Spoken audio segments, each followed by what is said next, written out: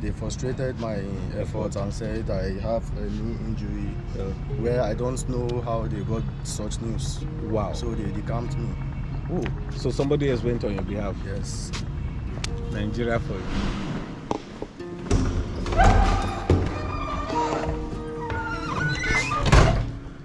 Hey guys, good morning. We are in Rohi, the hotel we stayed the last time we were on our way to Gembu. We stopped over last night because this is the one we know. Actually, we stayed here. The reason why we actually stopped over is because someone on the family, someone part of this family on YouTube actually comes from here. We spoke and he told me that, or actually we've spoken before and I know that he's from this place. So when I got here, when I got to Gembu, I left a message that I was going to pass through his town again. And was there anything that he wanted to see from his city here? Because he's actually in the US, he has been there now since the 80s. And he told me, yeah, he would like to see one or two places. So we're going to talk to one of the persons that is part of his life here. We've spoken with the man this morning. He'll be here in a few minutes and he's going to show us a couple of things which will be nostalgic for him to see. Good memories, I'm sure. And I just felt, well, why not do it, you know? And if you're one of our subscribers and you know we're in a certain place, or maybe we've spoken before and I kind of know that maybe you grew up in a place or you live in a place, I'm going to try to do something in your city so that at least you bring good memories to you. So that's what we're going to be doing this morning. A little bit of history. This person actually got a scholarship in the 80s and moved to the US then as a young man, but now of course he's married with children and all that, and he actually played tennis and he got scholarship as a tennis player, you know, lawn tennis player. So we're going to meet somebody who was part of his life then when he was here in the 80s, and we're going to speak with him, probably see where he learned his tennis and a whole lot of things. Anyway, it will be interesting to me because I believe that I'm going to be creating good memories for that person, and I think I like those kind of things. Okay, we met with the man and he's actually leading us to the place where he learned the tennis, and we just want to see and speak with him about this our family member on YouTube.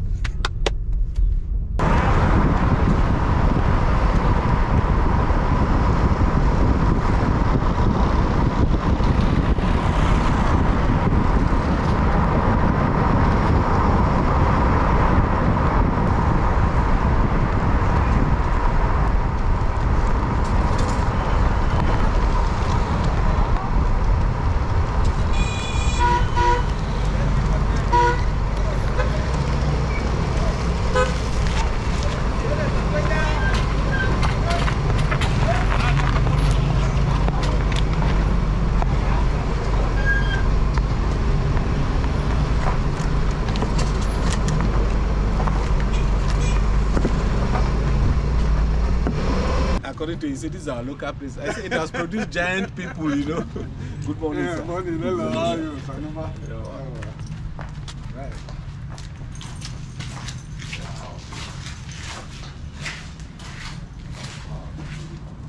You don't know anything like that here. You said this place has been existed since 1967. 1967. Yes. Wow. But then Taraba State was under Gongola then, was Benue Plateau. Benue Plateau. Before Gongola. Before it became Gongola. Then Taraba. Then Taraba. Yes. 1967. They never born any of us that time.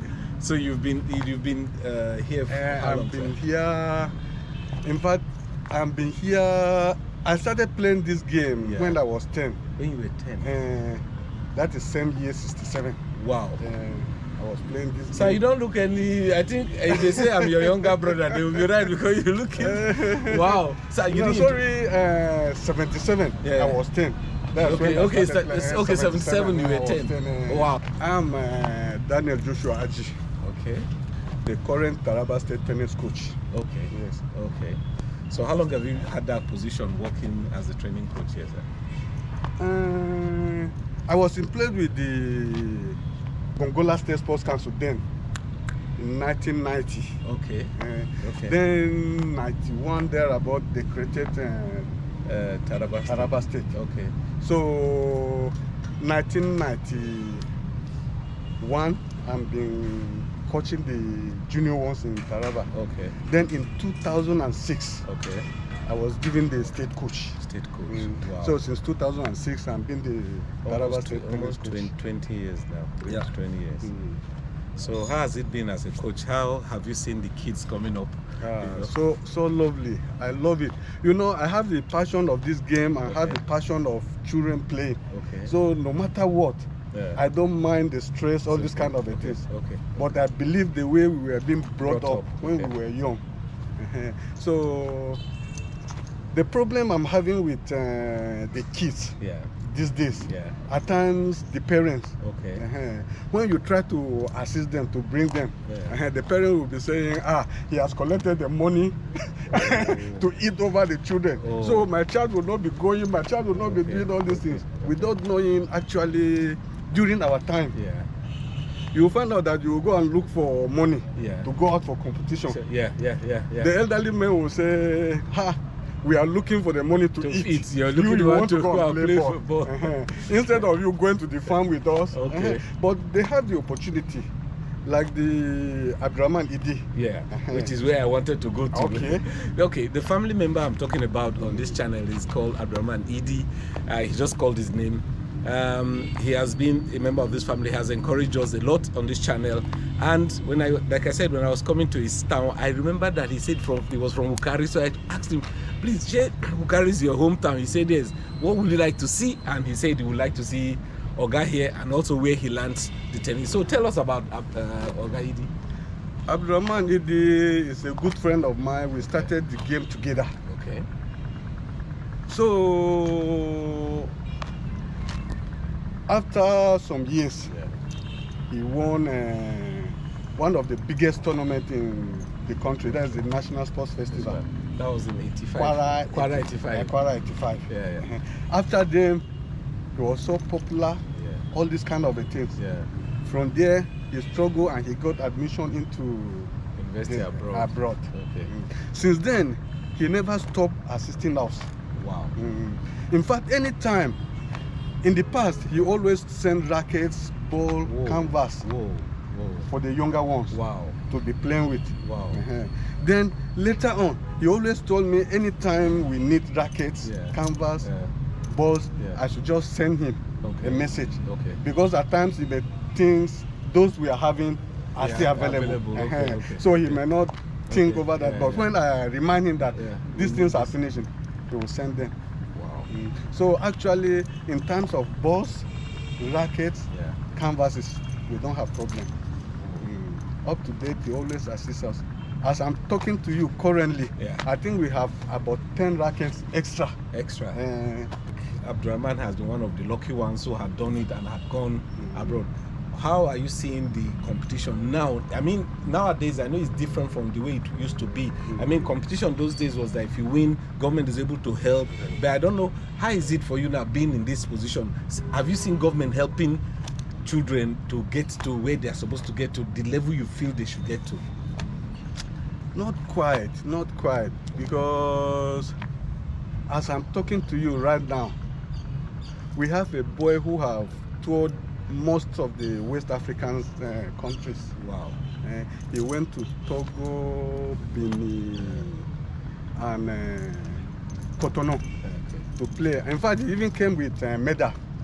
But that's how he's sitting here and nothing doing again. Even to sponsor him for local competition. It's hard. This type of situation, at times it usually discourages other players from playing.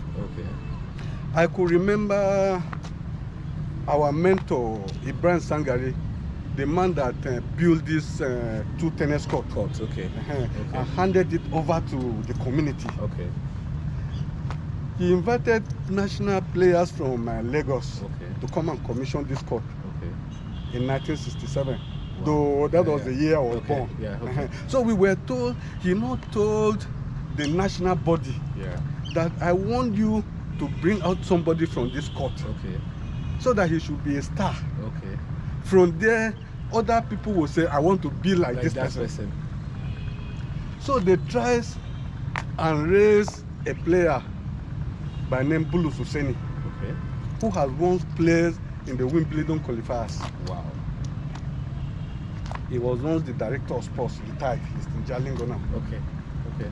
So Bigwillz has been my coach and Okay. Abdurrahman's coach. Okay. You know, so he trained us. I, Abdurrahman Idi, Joel Adi, Okay. and Murtala Habu. Sorry, Okay. late. Okay. The three of them Yeah. got scholarship to study abroad. Ooh. You know, so we agreed Yeah. that the three of them that are in abroad, Yeah. they will be supporting the young ones here. Okay. Then be me that is here. Okay. Let me be taking care of the Younger ones that are coming up. So I believe all of us, we are doing very greatly. Wow. Abdurrahman Idi took care of the equipment. Yeah. Joel Adi, he Yeah. has now relocated to Abuja. Okay. He's the one that always amend the court for us. Oh, okay. Anytime we Okay. have problems with the court. Okay. Then, unfortunately, Murtala Habu Passed. is late. Okay. Then I took care of the something. So actually, I'm very proud of them. So how often do you guys play on this court? How often, as presently as it? Just before I forget, maybe you answer that first. I have another question. Okay. How often do you guys play? We play every evening during school days. School days. Okay. But holidays, we play morning and evening. The question I remember that I wanted to ask was that I know Kwara 85 was one big competition then. I'm wondering, do they still have competitions like that now in 2000? Do they still have this kind of competition where all the state? Because then I think Kwara 85 was every state will come and play competition to get the That's best. the national- National competition. Do they still have this kind of competition now? Yes, even last year, Yeah. we were in Asaba, Okay. Delta State, Okay. to play such national sports festival Okay. that was played in Kwara. Wow. Unfortunately for us, Yeah. Taraba State team were not opportune to get the transport money on time. Ooh. The day Taraba State Arrived. left Okay, left here. here, it was the day they were walking over most of our tennis players. Oh my God. So on arriving there, You are already lost. we are already lost. You see? If not so, I believe we will have performed greatly. By the way, that national competition that the Kwara 85, then let me just explain it. Used to be played by secondary school students. Was it not what it was then? It was open for all Nigerians. No, I thought it was like secondary school students No. then. Okay, it was open all to all Nigerians. both secondary schools and non-secondary schools. Okay, yeah. but then because I remember then that they had younger, more young people then playing the competition. You know, so I think it's something the government needs to keep doing because it encourages people who are interested in sports to grow. Because if they don't do those kind of things, it kind of cuts them off. Because if you don't compete somewhere, you will not know how good you are. Because It's even true. just It's playing true. on your own, you may not know how good you are until you compete against other people from other places. So I saw a young man with you. Is he also a tennis player? He's a tennis player by name Joshua. Please come into the frame because I want to ask him as a young man what he's. Joshua, right? Yes, sir. Nice to meet you, bro. So how has it been for you as a young tennis player in Taraba presently? As a young player, I've Yeah. played in Ghana for International Tennis Federation. Okay. Right from when I was 12 years, Wow. I went to Abuja for qualifiers. Okay. After then, I won my semi-finals when I played with a Russian guy. So I qualified to be in Morocco. Okay. But they frustrated my efforts and said I have a knee injury where I don't know how they got such news. Wow. So they decamped me. Ooh. So somebody else went on your behalf. Yes. Nigeria for you. Nigeria for you. I totally understand. If you're a Nigerian, you understand what that means. I know if you're not a Nigerian, you will say maybe he has a knee problem. He didn't have a knee problem. We know what that means, you know. What some of these things happen, let me just say it as it is. Some of these things happen because somebody else wants his own person to go. they will decamp the other person that has done all the work. It happens. This is Nigeria. I'm telling you, it's just unfortunate. So, but after that time, what has been your experience so far? No, I kept on playing, believing that one day I will still achieve it. Okay. And I have an elder brother who told me that I should never give up, at least. But nevertheless, I should keep going to school, praying, and keep the ball playing too.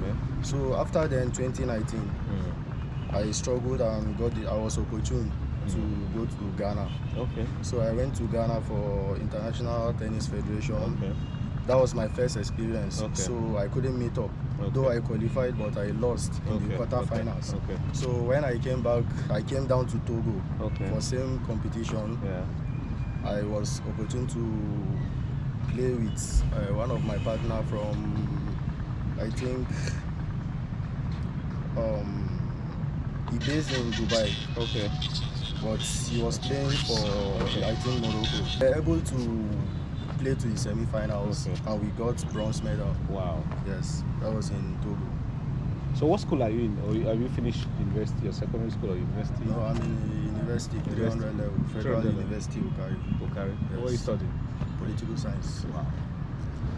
Guys, if you, I know he said Mr. Edie has been helping the community. If you want to help young men like this too, please make your request. Just let us know. We'll pass the information to these people back here so that they'll be able to assist young men like this. So, like, give or take, you started playing since you were 12, you said? No, that was when I started competition. Yes. So you started playing when you were how old? 4. Yes. Abdulidi has been the brain behind it, because when we were kids, he would come around, give us rackets, encouraging us with clothes, so that we will keep playing the game. Ogaidi, thank you very much. I wish I was from Wukari. Maybe I would have been national champion too by now, you know. All right, thank you very much. Yes, all right. So, sir, so just to round up, I know we've talked a bit, so I won't take much of your time. Just to round up, so what will be your message to parents who have children who want to learn this game, but are maybe being discouraged by money or other things? What will be your advice to parents? Most of the time, I send message through our junior players. Bring down your friends. We'll give them anything they want. Let them continue playing. So actually, maybe those students may not take the message to their parents. But actually, what I'm saying now is let the parents know that this is a club and it's open for all these children from the ages of 4 to 17. We give them free entrance. We train them, they do everything. So all parents are always advised to bring in their children for free. They don't pay anything because the equipment facilities is there. All right, thank you very much, sir. Thank you, sir. So guys, you just heard from Oga here, Aji, and you've also heard from the young man who is doing very well in this competition. I know it's difficult, but the truth is that you don't let anything discourage you. If you're determined to do what you want to do, just keep doing it, because somehow help will come one way or the other. All right, we just did this video to encourage young men also, and also to bring back memory to Ogaidi, who is somewhere in the US there, to see his old court where he learned how to play tennis, and his colleague and the present coach of the people here. All right, thank you guys for watching. See you guys. Or support the club if you want to. Let me know, or you can just let me know, then we'll pass on the information or the message. All right, thank you very much. See you guys in the very next one. Ciao.